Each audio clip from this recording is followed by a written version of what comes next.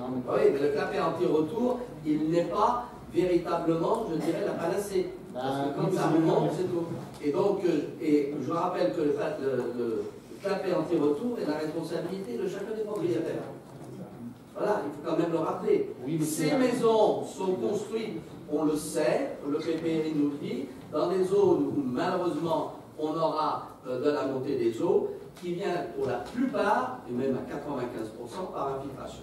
C'est aussi simple que ça. Alors regardez ce qui se passe actuellement quand vous allez de Maison Olympique, vous passez le Bénil et vous allez au Bec, vous apercevez la route est saine, et de part et d'autre, vous avez des eaux qui stagnent là par infiltration, et elles ne sont pas prêtes de partir. Bon, en l'occurrence, Jacques, là, ce dont on parle, c'est une bouche d'évacuation des eaux de pluie qui, plutôt que d'être une sortie vers la Seine, devient une entrée de la Seine. Mais c'est normal. Le problème est qu'il faudrait, ça vous a été répondu par Claude auparavant, c'est que les eaux de pluie puissent s'infiltrer dans chacune des parcelles en amont. Or, aujourd'hui, avec le niveau de pluie que nous avons, les sols sont imbibés, voire gelés. C'est pas une zone à inonder. C'est des bâtiments, c'est pas une zone à inonder. Mais non d'une pipe en bois, les bâtiments, ils sont au bord de la Seine. Bon, alors, si vous êtes obtus, vous allez vous expliquer, mais je peux vous dire, même, écoutez, allez habiter ailleurs, si vous êtes, c'est aussi simple que ça. Mais il y a des moments, il faut quand même regarder les choses telles qu'elles sont. Cette eau arrive par infiltration, remonte effectivement par des canalisations, et c'est ainsi. Qu'est-ce que vous voulez que je vous dise? Il n'y a rien à y faire si ce n'est qu'à attendre. Jacques, là je pense que, pardon, il y a un peu de mauvaise foi, parce que des solutions, je pense qu'il y en a. Non, il n'y en a pas à ce stade. S'il vous plaît. Je pense qu'il faut premièrement, ici c'est le maire, c'est pas Jacques. Deuxièmement, oui, alors deuxièmement, c'est très simple. La seule solution, elle vous a été exposée par Claude tout à l'heure. Il faudrait effectivement qu'en amont de ces clapets, il puisse y avoir des bassins de rétention ou des infiltrations dans les parcelles.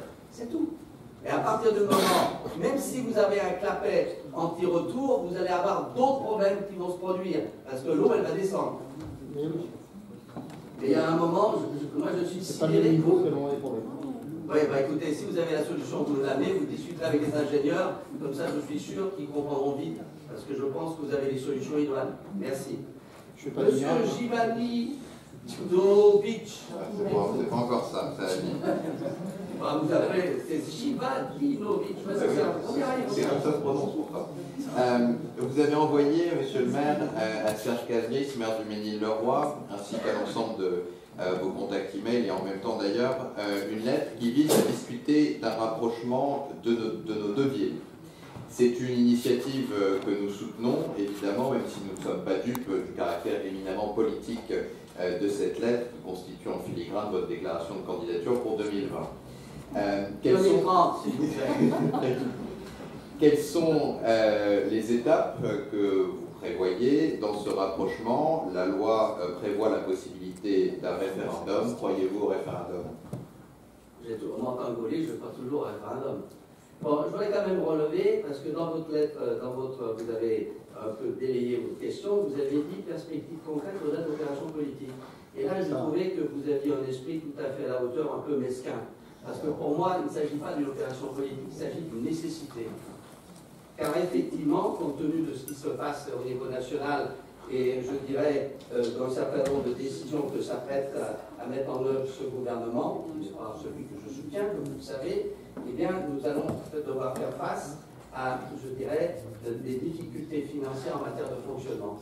La loi de 2110, qui a été légèrement modifiée, est une possibilité.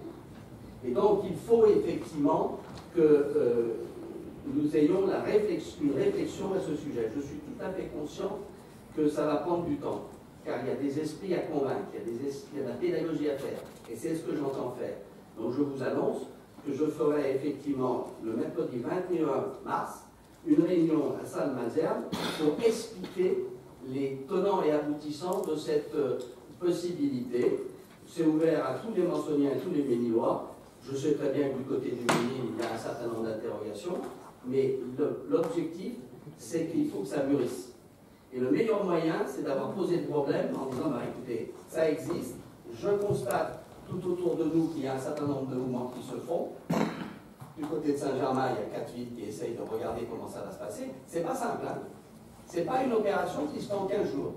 C'est une opération qui doit être véritablement expliquée en tenant et aboutissant. J'en ai parlé encore récemment avec le maire du Ménil, il est très dubitatif, et même certaines personnes dans son conseil sont opposées. Donc, mais je pense qu'il est de mon devoir d'expliquer et de bien faire comprendre que de toute façon, c'est une des possibilités qui nous est offerte actuellement. Ce n'est pas la loi Marcellin. Il ne s'agit pas d'une fusion dans la loi Marcellin qui a été un échec total. Mais aujourd'hui, on sait très bien qu'il y a, selon les informations que nous ont données l'AMF, il y a 580 communes nouvelles. 580. Il y en a d'autres en gestation, mais il faut, à mon avis, que ça mûrisse. Ce n'est pas un projet à 15 jours, c'est un projet, à mon avis, qui prendra plusieurs années, parce que je suis convaincu qu'il faudra que, de toute façon, à un moment ou un autre, l'ensemble de nos concitoyens se l'approprient. C'est ça l'objectif, et pas autre. Et je suis persuadé qu'on n'échappera pas à ce débat et qu'on n'échappera pas à ce genre de solution. Si on en présente d'autres qui permettent à la fois de maîtriser nos dépenses publiques, qui permettent de mutualiser notamment nos administrations, parce que c'est ça l'objectif. Il y aura toujours deux communes qui sont deux communes déléguées, c'est évident. Il y aura toujours un maire délégué, à mon avis, au Ménil-le-Roi, comme il y en aura sans doute un ici. Bon. Mais il est impératif que l'on comprenne de quoi on parle. On ne parle pas d'une fusion comme on l'avait pensé avec la loi Marcellin. On parle de la possibilité d'une commune nouvelle. Les deux autres communes, qui ne sont plus une collectivité territoriale, pourront toujours garder une sorte de conseil, un conseil municipal restreint, avec un maire délégué qui a toujours des pouvoirs. Idem pour le Ménil. Donc, c'est quelque chose d'intéressant. C'est quelque chose d'intéressant, mais je sais que ça fait débat. Et bien, ce débat, on va l'avoir. C'est aussi simple que ça. Et donc, le mercredi 21, je vais exposer, je dirais, ce que ça représente, et puis on en débattra, mais je sais que ce ne sera pas encore suffisant. Ça va, il faut que ça mûrisse. C'est quelque chose qui va durer un certain temps. Voilà ce que je voulais vous dire. Alors, pour ne pas répondre à une question tout à l'heure de Maïka sur l'arrêté de carence, on va en dire un mot bien sûr dans le budget. Je vous rassure, ce n'est pas un nouveau arrêté de carence, c'est la continuité de l'ancien avec une prime majorité. C'est aussi simple que ça, sur lequel j'ai été vu ça, et dont vous allez voir des éléments dans l'Europe ce soir, dans le débat d'orientation budgétaire, et ensuite, bien évidemment, dans le budget. Voilà. Oui. En fait, l'arrêté du 4 décembre mentionne l'abrogation de l'arrêté précédent sur la... D'accord, mais il continue plus belle. Qu'est-ce que vous voulez que je vous dise? Oui, mais il prend une autre disposition qui est le fait de récupérer le contingent. Oui, c'est pas la même chose. Alors là, je vais vous dire une chose sur ce côté-là. Je veux dire, aucune préfecture dans l'état de délabrement où sont aujourd'hui les effectifs de la préfecture ne sont capables de reprendre ça. Ça n'est pas la question que nous posons. La question que nous posons, c'est quel est le statut des espaces qui ont fait l'objet de conventions à l'EFIF pour l'exercice du droit de préemption. Il continue. Et je garde le fondement est un arrêté abrogé. Non. Il continue, et je peux vous dire, parce que c'est quelque chose que j'ai discuté encore il y a 2 jours avec le préfet, et effectivement, nous continuerons tout à travailler sur la base de la convention que nous avons passée avec les filles. Et je peux vous dire une chose,